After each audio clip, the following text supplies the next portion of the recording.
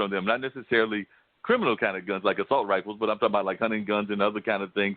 They're almost as bad because that's the way that they grew up in some of these southern states and everything. The same with the LGBT community. There's definitely some people that are going to be very strong on those campaigns, but then we've got black churches that are the Democrats going to try to reach out to as well that still have a very old school kind of view about that lifestyle. So it seems like we're going to have to do a lot in the Democratic Party of coalition building, even among people that might seem to have opposite ends of what their end game is.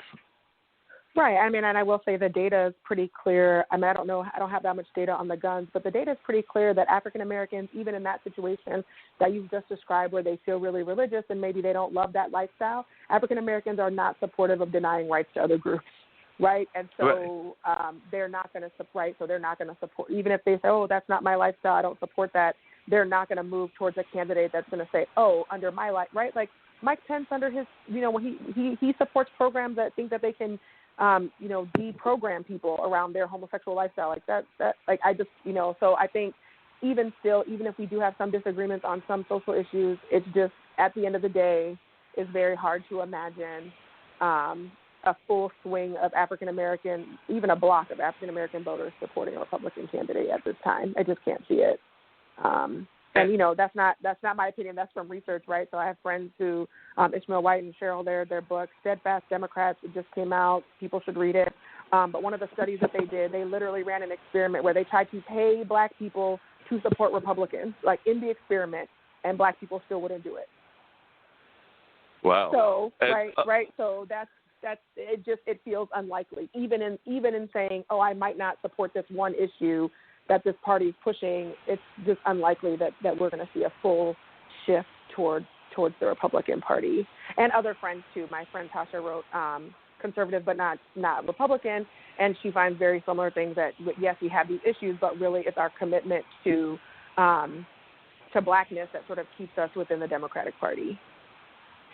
Yeah, and I was just curious, what are your views about how the Latinx community, or just the Latin vote in pop in general, is going to come out? Because there was a time that they did seem to be, for lack of a better term, a lot of the more Cuban-oriented Latin population that still has some certain views about Cuba and the way that Cuba was created and things of that nature that were the popular kind of the Latin vote. And so they seem to gear more toward the right-wing kind of politics. But I'm thinking that more of the Latinx people are actually coming more closer to the view of like the African-American population, particularly the young African-American population, and that we're going to see more of a Democratic swing for the Latinx community based on some of the things that they've seen happening with ICE raids and things of that nature. Is that what you're seeing in your research, or am I correct in thinking there was a time?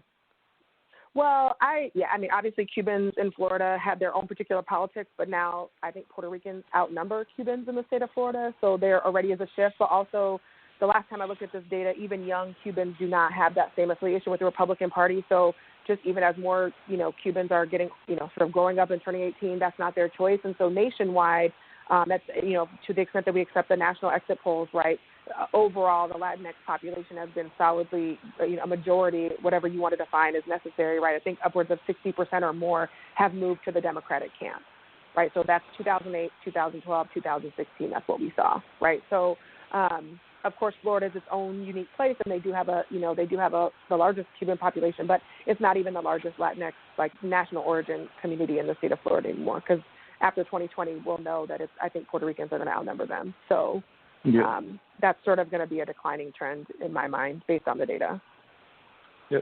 And just coming back to some of the other articles that you've written and everything, you actually wrote a little bit about what, even though you're in Oklahoma now, that you've got ties to the Triangle as well. So you actually wrote for our local paper, The Independent, about some of the things that had happened in Durham politics. And we know that Durham, because we've actually talked to some of the people from Durham on this podcast. We've had Jillian on, had Javier, had Charlie, as well as activists like Serena Sabring and Carl Kenny. But you actually talk about some of what goes on with Durham, with the way Durham is a unique town. It's kind of a PAC-controlled town with these primary PACs that have been around forever, whether that's the Friends, whether that's the People's Alliance, and things of that nature. But then there's like a new blood that isn't quite going by that way. And we've seen that with some of the campaigns that have been run, where some of the old PACs were not as strong as they used to be. At least that's the view that I got. I was just wondering if that's kind of what you saw as well, that some of the old PACs don't have the kind of view, kind of clout that they used to have, and they also are having to open their doors up a little bit more. Yeah, for sure. I mean, I think one thing, so I wrote a book even before I lived in Durham about the role of endorsements in local elections. So when I moved to Durham, it was like, oh my goodness, I can't believe that this place exists where they do this. And so I always like to tell people when I talk about Durham is, one, I think the beauty of the PAC is it takes a burden off the voter, right? And so in these low information elections, local elections in particular, there's no party, right? If they're nonpartisan, not everyone has time to attend upwards of 20 to 15 or 15 to 20 candidate forums, right? And so the endorsements from the organizations, which, from the organization's perspective, they spend a lot of time, right? They spend a lot of time doing the research. They read these questionnaires, they interview them, they have a body that votes, right? And so in that sense, the organizations really feel like they're providing a service. And so I always tell people, listen, if you don't want to use the PAC, you are under no obligation to. You can attend the forums, you can read all the questionnaires, the Indy puts them online, you can get them online from the PA, right? Like you have access to all the information and you can make your own decision. But if you're kind of a busy person who wants to be a local voter, but you don't have that kind of time, then guess what? You only need to know one thing. Where do I stand on this PAC? And then you can vote with them, right? Like that's it. And that's right. that's a good place, right? And that's not to me any different than I view myself as a Democrat. Whoever we nominate in November, I'm supporting them. That's the same cue. That's the same heuristic. That's the same, I agree with the worldview that you're presenting me. I believe if I elect you, you'll work on these issues. It's the same thing, right? So I don't like when people speak so ill of these cues, right, which to me are just important pieces of information that people have an option to use. Of course, again, you don't have to use them at all. I do think, though, that we're sort of watching in time, right? So one of the things that Alexis and I did in our paper from the 2015 data, try to just think about sort of who's been picking winners, which ended up being the title of the paper, right? And it is true that the People's Alliance has been very strong, right? In the last, 20 years, we might say, that they've been really strong. But of course, there were times when the committee was really strong, right? And so one of the things I learned through my research that maybe people sort of who've lived in Durham for a long time know is that, the city council used to be much larger. It used to be 13 people. And I believe that it was the Friends and the committee that kind of worked together in a coalition to reduce the size of the council so that it could be more effective and that they could get better people to run, right? And so when you think about that, that's a powerful position to say, I helped put forward something that shrank the size of a council so that it could be more effective, right? And so I think that there was times when each organization, and I think we're sort of living through a strong PA time, but, the last two local elections, the endorsement process hasn't been without controversy, right? And so we know that the meetings have gone long. It's been very deliberative, right? So people spoke and people advocated for their candidates, and then people left and they had a list, right? And then we've seen people come out and say, I don't want to support that list. That's not what I want to do, right? And so I think that these are just, in some ways it's good that we have that type of deliberative process. To me, it's like real democracy, right? Like you sat in a room with other people and you advocated for your candidate.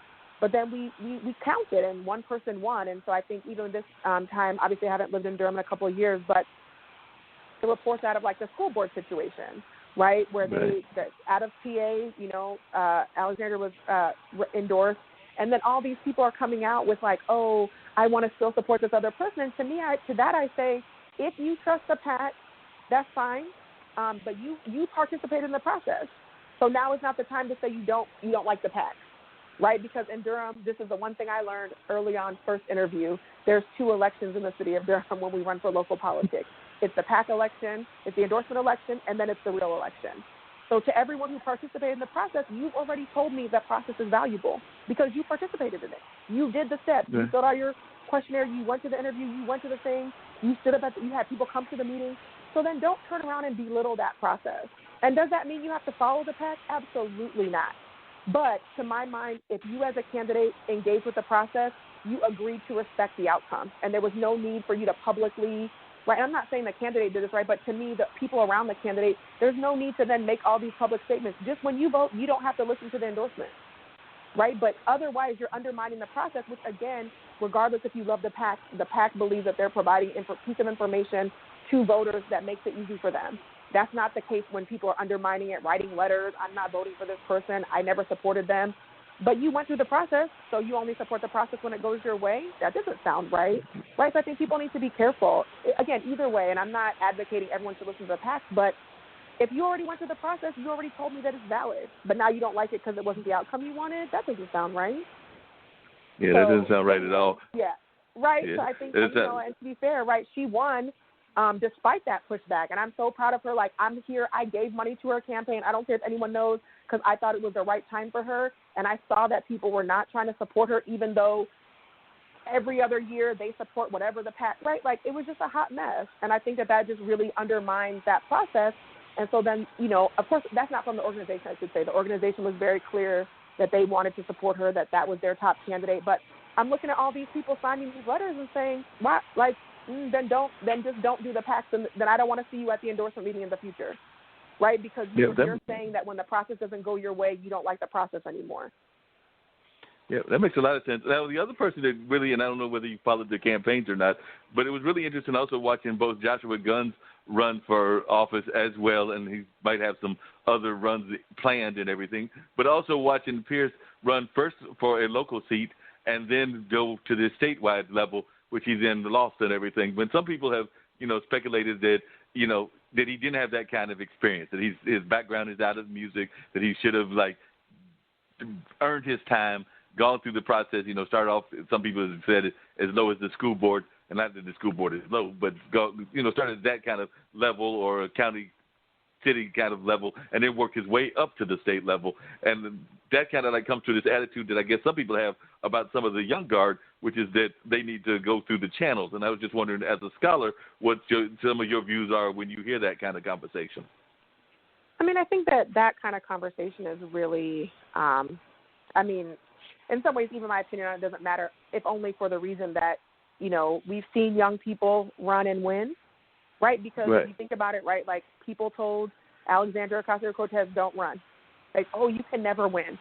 But she took out an incumbent that was his 7th re-election coming up, and he didn't even get to participate, right? When she primaried him out, she became the effective representative, right? So I'm not really here to say, oh, young people, you need to bide your time. It's up to the voters. If the voters want change, the voters are going to vote for change.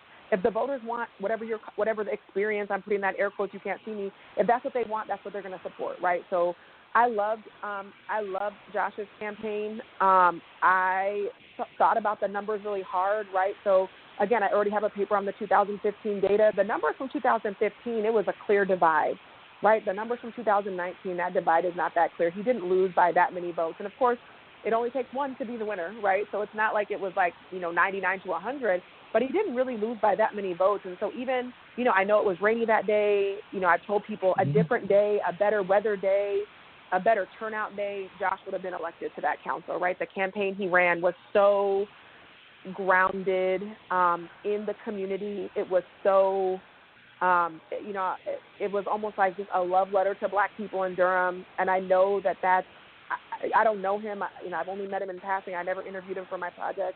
But, it was a beautiful campaign to watch. And at the same time, I understood people who, wanted Javiera to win, right? It is historic to elect the first Latinx woman to the council, right? It's great that she served and provided that representation with the appointment. But, to run and to win, I think it sends a strong signal.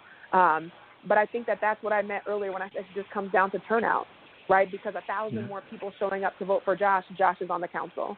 Right, and it just didn't go his way, but it wasn't a blowout. It was such a close race, and so I think that's the other thing, right? So I think we need young people to come and kind of buck the system, right? Because I think it's necessary and it can help us get energized.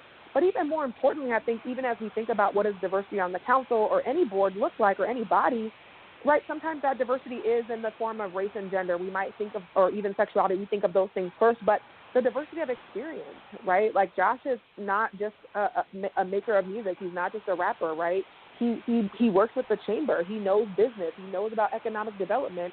And again, given his campaign, it, to me, which again was like a love letter to Black people in Durham, I wonder what what was he cooking up to help Black, right? Like we know that it's not the same Black Durham that it was even 20 years ago, right? And so I felt people's frustration that he didn't quite make that hurdle. And it's not that I don't like, and I couldn't even vote this time because I haven't lived there in a long time. But so I think those things, right? So I think if we tell young people you can only run when you're old, That's not a good, I don't think that's a good signal. And I think to the voters, if you want to see change or you believe in fresh ideas,